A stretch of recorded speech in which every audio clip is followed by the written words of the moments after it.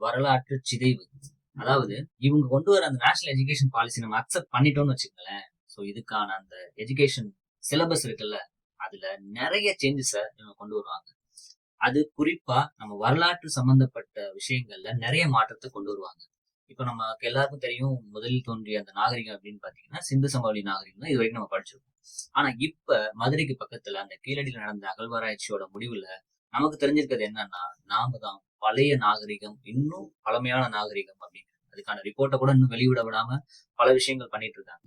So இது மாதிரி அவங்க இது வரைக்கும் சேஞ்ச் பண்ண விஷயங்கள்னு பாத்தீங்கன்னா கூட நம்ம பழமையான இந்த ஹரப்பா நாகரிகத்தை சரஸ்வதி நாகரிகம்னு மாத்திருக்காங்க.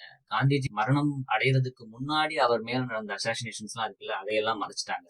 பல தலித் தலைவர்களோட தியாகங்களை மறைச்சிட்டாங்க. இந்த வர்ணாசிரமம் மனு தர்மத்துல இருந்தா உருவானுச்சு அப்படிங்கறதெல்லாம் மறைச்சிட்டாங்க. சோ இந்த மாதிரி ஒவ்வொரு அந்த ரிவிஷன்லயும் பல விஷயங்களை இவங்க ரிமூவ் பண்ணிட்டே வர்றதுக்கு வாய்ப்பு இருக்கு. கீழடின்னு ஒண்ணு இல்லைன்னு கூட சொல்லுவாங்க. பெருமானே இல்லையா, அப்புறம் எப்படி மகன் இருக்கா?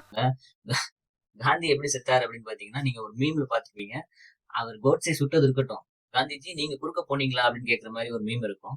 அந்த மாதிரியா நடக்கிறது கூட நிறைய வாய்ப்பு இருக்கு. ஸோ 1947 சுதந்திரத்துக்கு அப்புறமா மொழிவாரி மாகாணங்கள் நிர்வாக வசதிக்காக பிரிக்கப்பட்டிருக்கு அப்படின்னு உங்களுக்கு எல்லாருக்கும் தெரியும். அதுல அந்த 22 மொழிகளுக்கும் ஒவ்வொரு மாநிலங்கள் இருக்கு. ஆனா ஹிந்திக்கு மட்டும் பல மாநிலங்கள் இருக்குங்கிறது உங்களுக்கு தெரியும்.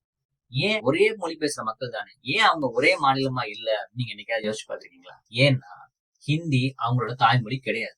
அதுக்கு முன்னாடியே அவங்களுக்கு ஒரு மொழி இருந்திருக்கு. ஆனா அந்த மொழிய ஹிந்தி விழுங்கி விட்டது. இன்னைக்கு அந்த அபிஷியல் லாங்குவேஜா ஹிந்தியே மாறிடுச்சு. ஸோ இது எல்லாத்துக்கும் என்னதான் ஒரு வாய்ப்பு இருக்கு நமக்கு அப்படின்னு பாத்தீங்கன்னா, தொடர்ந்து இந்த நேஷனல் எஜுகேஷன் பாலிசிய தமிழ்நாடு எதிர்க்கிறது மட்டும்தான். மத்திய அரசு ஒரு சட்டம் இயற்றி, மாநில அரசும் அதுக்கு ரிலேட்டடான ஒரு சட்டம் இயற்றி இருக்கு அப்படிங்கிற பட்சத்துல ரெண்டு பேருக்கும் ஒரு கான்ட்ரடிக்ஷன்ஸ் இருந்தது அப்படின்னா மத்திய அரசின் சட்டம் தான் செல்லும். அதுல மாநில அரசுக்கு எந்த விதமான ஸ்கோப்பும் இல்லை அப்படின்னு சொல்லி அதை க்ளோஸ் பண்ணிடுவாங்க. பட் இது எல்லாமே சட்டத்துக்கு மட்டும்தான். அரசு ஒரு கொள்கை கொண்டு வருது அப்படின்னா, ஒரு பாலிசி கொண்டு வருது அப்படின்னா, அதுல கான்ட்ரடிக்ஷன்ஸ் இருந்ததுன்னா அதை ஏத்துக்கணும்னு எந்த விதமான ஒரு அவசியமும் இல்லை. இதை நம்ம கோர்ட்டுக்கு போய் கூட நம்ம அதை சால்வ் பண்ணிக்கலாம். ஏன்னா இந்த எஜுகேஷன் அப்படிங்கிறது இந்த பொதுப்பட்டியல்ல தான் இருக்கு. வெறும் மத்திய பட்டியல்ல இல்லை, பொதுப்பட்டியல். அதாவது மாநில அரசுக்கும் அதுல உரிமை இருக்கு, மத்திய அரசுக்கும் உரிமை இருக்கு. ஸோ அந்த பாலிசியை கொண்டு வரும்போது அதுல இருக்க சாதக பாதகங்களை அனலைஸ் பண்ணி மாநில அரசுக்கு ஒப்புதல் இருந்தா தான் அதை இம்ப்ளிமெண்ட் பண்ண முடியும். ஸோ கடைசி வரைக்கும் நம்ம இதை எதிர்க்கத்தான் வேணும்.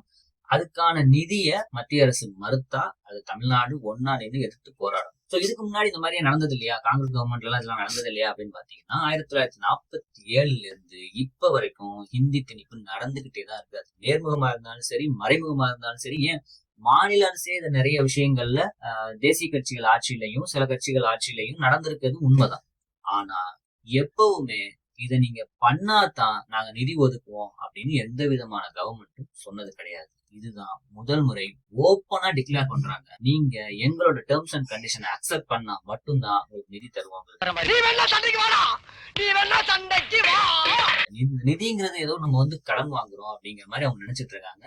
தமிழ்நாடு மக்கள் கஷ்டப்பட்டு வட்டின வரியில அதை நீங்க எங்களுக்கு தரீங்க. அந்த நிதியை நாங்க வாங்குறதுக்கு நீங்க சொல்ற டேர்ம்ஸ் அண்ட் கண்டிஷன்ஸ் தான் நாங்க ஏன் ஒத்துக்கணும் அப்படிங்கறதா என்னோட கொஸ்டின். ஓகே சப்ஸ்கிரைபர்ஸ், இந்த வீடியோட முடிவுல உங்களுக்கு இந்த நேஷனல் எஜுகேஷன் பாலிசி படி ஓரளவுக்கு ஒரு ஐடியா கிடைச்சிருக்கும் அப்படின்னு எனக்கு தோணுது. இதோட லிங்கை நான் டிஸ்கிரிப்ஷன்ல தரேன். அதை ஃபுல்லா நீங்களும் அனலைஸ் பண்ணிட்டு உங்களோட கமெண்ட்ஸ் என்னங்கிறத இந்த வீடியோ கீழே சொல்லுங்க. ஃபர்தராவும் இதை பத்தி டிஸ்கஸ் பண்ணலாம். இதை தவிர நான் வேற எதை பத்தி பேசணும் அப்படிங்கறதையும் நீங்க கமெண்ட்ல சொல்லலாம். ஒரு முக்கியமான கண்டென்ட்டோட அடுத்த வீடியோ உங்களை சந்திக்கிறேன். Until then, I am your Ashok. இது அசோக் டிபேட்ஸ்.